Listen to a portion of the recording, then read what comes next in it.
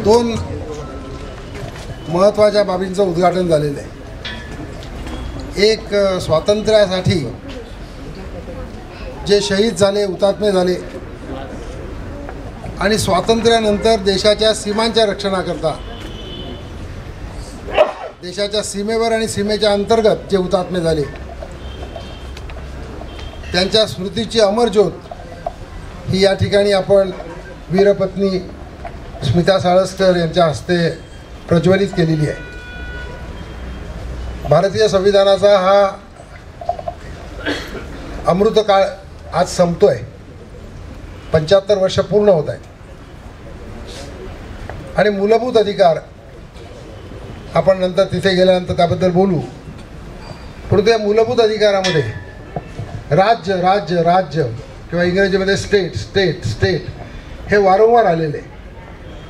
उदाहरणार्थ समतेचा अधिकार, समानतेचा अधिकार आणि कायद्यापुढील समान संरक्षण राज्य नाकारणार नाही.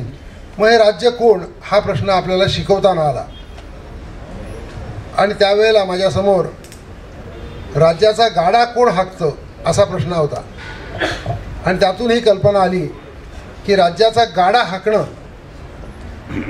मग हा राज्याचा गाडा म्हटल्यानंतर गाडा म्हणजे काय आणि मग बैलगाडी डोळ्यासमोर आली.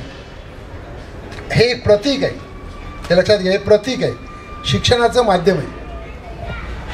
राज्य ह्या संकल्पनेमध्ये महत्त्वाच्या गोष्टी कोणत्या सांगितल्या? 2 सांगितल्या. एक, भारताचं संसद, लोकसभा आणि राज्यसभा आणि राज्यामध्ये विधानसभा आणि विधान परिषदा, ज्याला कायदे मंडळ असं म्हणू, ते कायदे मंडळ. आणि दुसरा भाग आहे शासन, सरकार. सरकारचे भाग किती? तर सरकारचे भाग आहेत 2.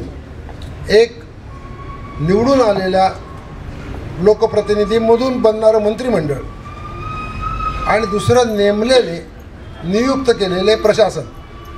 हे दोन्ही मिळून शासन होतं. हे 4थीला आहे आणि हे MAला सुद्धा आहे किंवा IAS होणाऱ्यांना मसुरीला सुद्धा हेच शिकवलं जातं. पण हे सोपं कसं करायचं? तर या ठिकाणी आपण ही जी बैलगाडी पाहतो हा राज्याचा गाडा आहे. या ठिकाणी बैलगाडीवाला जो आहे, ज्याला खेड्या म्हणतात, हा खेड्या म्हणजे कायदे मंडळ आहे.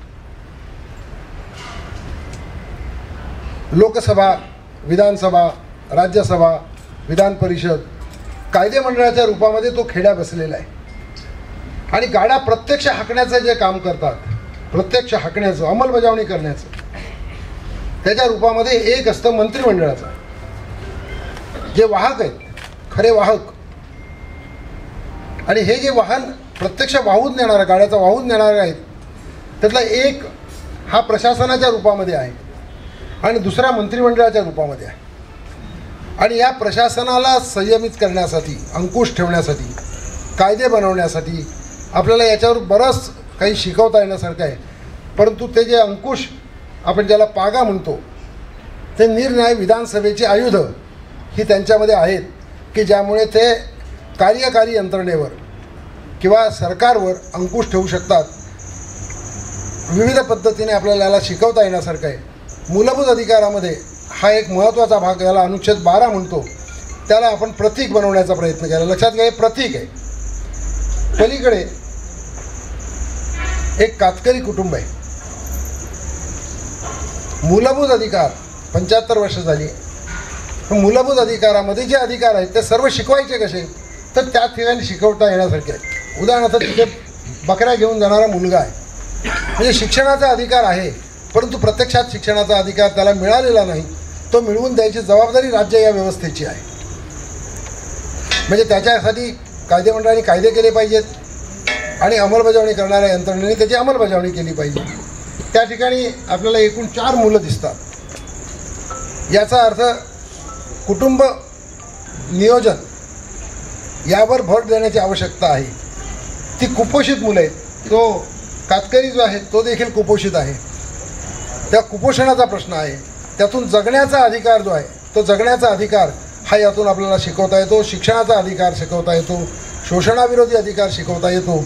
असे अनेक पद्धतीचे अधिकार हे या संविधानातलं जे शब्द आहेत त्याला मूर्तरूप देण्याचं काम आपण या ठिकाणी करतो. हे शिक्षणाचं केंद्र आहे.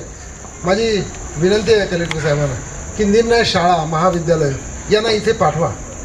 आपल्या मुख्य कार्यकारी अधिकाऱ्यांनी आपण बोलावलं होतं की त्या शाळा आश्रमशाळा जर आले तर त्यांना संविधान काय, हे स्वातंत्र्यवीरांचं स्वप्न काय, संविधानाचं महत्त्व काय, कुणीही आपल्यापैकी त्या पोडियमवर उभा राहू शकतो, फोटो घेऊ शकतो आणि आपल्या घरी देशाचे पंतप्रधान म्हणून फोटो लावू शकता. याचा अर्थ काय, तर देशाचा पंतप्रधान या देशाचा नागरिक कोण होऊ शकतो ते आपण तिथे शिक्षण दिलेलं आहे. मग या देशाचा नागरिक कोण होऊ शकतो त्याच्याबद्दलची माहिती आपण त्याच्यामध्ये दिलेली आहे.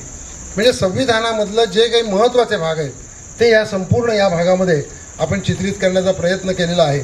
त्याचं उद्घाटन आज माननीय जिल्हाधिकारी गोविंद बोडके साहेब, मान्य आयुक्त अनिल पवार साहेब, मान्य उपायुक्त पोलीस उपायुक्त भुजबळ साहेब यांच्या उपस्थितीमध्ये आणि सहाय्यक अतिरिक्त आयुक्त हिरवाडे साहेब यांच्या उपस्थितीमध्ये, स्मिता आणि विद्या यांच्या उपस्थितीमध्ये हेमा आणि श्रावण यांच्या हस्ते व्हावं, याला एक महत्त्व आहे. श्रावण आणि हेमा हे 78 वर्षाचे आहेत आणि ते मोखाड्याला राहतात, त्यांना मुलबाळ नाही. डहाणूला ते वीटभट्टीवर काम करत होते. या वयामध्ये 750 विटा पाडल्याशिवाय ते खाऊ शकत नव्हते. त्यांच्यावर अन्याय जेव्हा सुरू झाला आणि आपल्याला कळलं त्यावेळेला आपण प्रशासनाची मदत घेऊन त्यांना मुक्त केलं आणि त्यावेळेला लक्षात आलं की त्यांच्याकडे आधार कार्ड नव्हतं, रेशन कार्ड नव्हतं, घर नव्हतं, त्यांना संजय गांधीची योजना नव्हती. आणि मला जिल्हाधिकारी साहेबांना हे धन्यवाद द्यायचे आहेत की आपले त्या ठिकाणचे तहसीलदार मयूर यांनी त्यामध्ये सहकार्य केलं आणि सर्व पद्धतीचं त्यांना आज आधार कार्डपासून रेशन कार्डपासून संजय गांधीची योजनासुद्धा त्यांना लागू करून दिली. असे 78 वर्षाचे आदिवासी कुटुंब, आदिवासी नागरिक आपल्या देशामध्ये आहेत आणि ते आज त्या प्रतीकाचं, या राज्य या संकल्पनेच्या प्रतीकाचं उद्घाटन या ठिकाणी करायला आले. मी तुम्हाला सर्वांना मनापासून धन्यवाद देईन.